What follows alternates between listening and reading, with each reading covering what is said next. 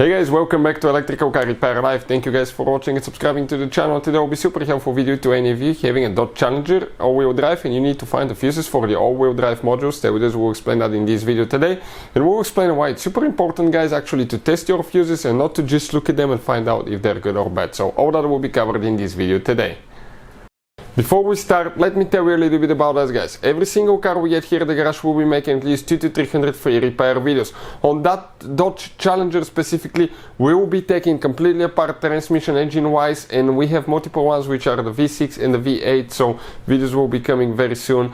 Why we do all that, guys? Because our mission in the shop is to save you as much money as we can. All we need in return, please subscribe to the channel, like the video, that way we can keep making these free videos. And if you guys need to buy any parts, tools for a good price and quick shipping, check out the link in the description of the video below. That's where we get all our tool supplies from, and you can save a ton of money. So this specifically, it's a 2018 Dodge Challenger.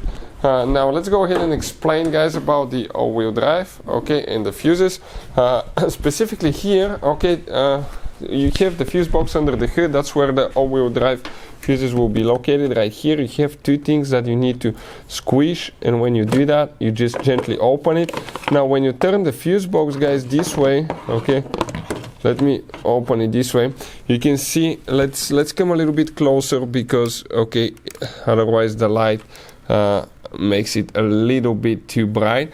Okay, and if you look now, the first fuse that we need to check for the all-wheel drive module, guys, okay, will be that first fuse, okay, right there. Okay, that first fuse over there, that fuse you need to check. This is for the all-wheel drive system, that one you need to check.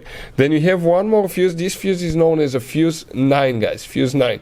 Then you have one more fuse that's known as fuse number 48, and if we come a little bit closer, it will be that fuse right here that you need to check. You can see that fuse as well. Those two fuses are for the all-wheel drive system. Why it's super important to test these fuses? Due to the fact that if you don't test them, guys, you pull them, you check them, and you think, okay, they're good, you put them back, and you end up spending time and money to fix your problem when all you had to do, remove the fuse, test it, and find out if it's good or bad. It takes only a couple of seconds. I will put a link to a special video that will teach you how to test fuses and relays. Check it out.